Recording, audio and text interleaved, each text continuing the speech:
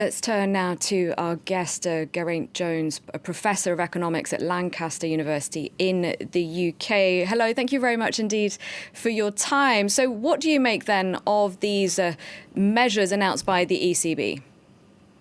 Well, what we've seen over the last 2.5 weeks, since the 21st of February, is a collapse in stock markets around the world. So we've seen falls of around 25% in the Carroll, in the DAX, in the FTSE 100. And today we've seen accelerated falls in the European markets as well, losing around 6% of their value. There's certainly a severe case of the jitters out there.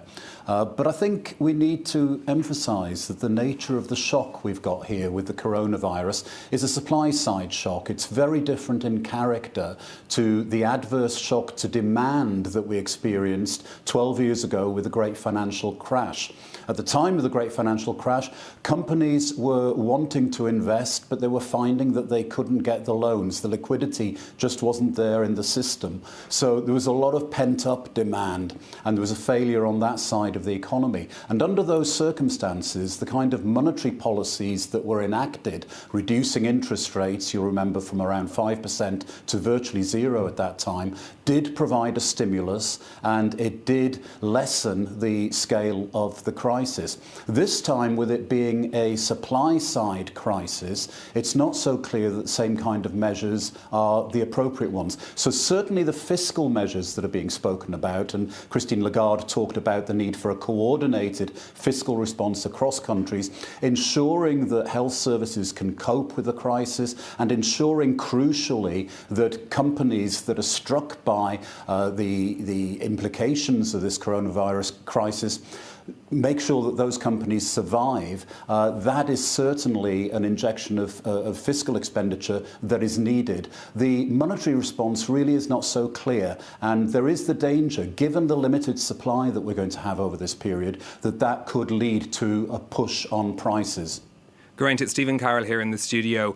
Should we be surprised that there was no movement on interest rates? Is this an acknowledgement that interest rates really can't go any lower? There's very little scope for the ECB to adjust interest rates further, currently at minus 0.5%. We talk about the zero lower bound for interest rates. When they turn negative, they can turn slightly negative, there is a limit to the extent to which that can be done. Now, Christine Lagarde did talk about loans being made at minus 0.75% in certain cases, but the base rate looks as though it's going to stay at minus 0.5. Will these measures be effective? Will they do the job they're supposed to do? They've been doing these LTROs or TLTROs for a while now. You know, are they getting the money to the right places and helping those small and medium companies?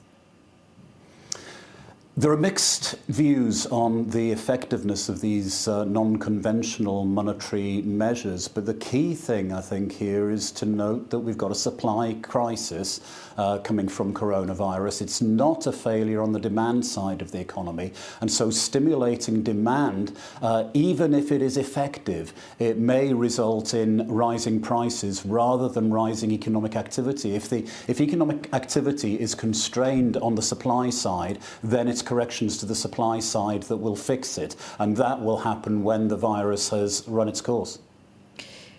Now, it's just worth noting that Paris stocks have dropped to 10%, and over in the US, they've had to suspend trading for 15 minutes after the S&P dropped more than 7%, the Nasdaq down 6.6%, Dow 7%. Now, that's all apparently more linked to the US travel ban on European countries.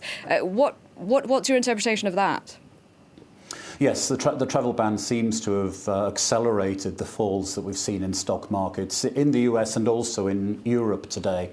Overall, the market reaction seems to be a little over the top. If you look at the economic costs of the coronavirus episode, then It could be severe in a worst-case scenario. Certainly, you could envisage a situation where 5 or even 8% of GDP is lost in the short term.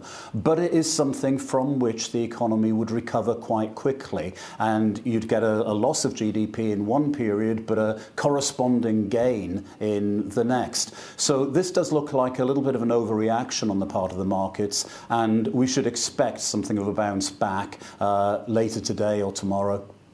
All right. Well, thank you very much indeed for your time and your analysis. Geraint Johnes joining us there from the UK.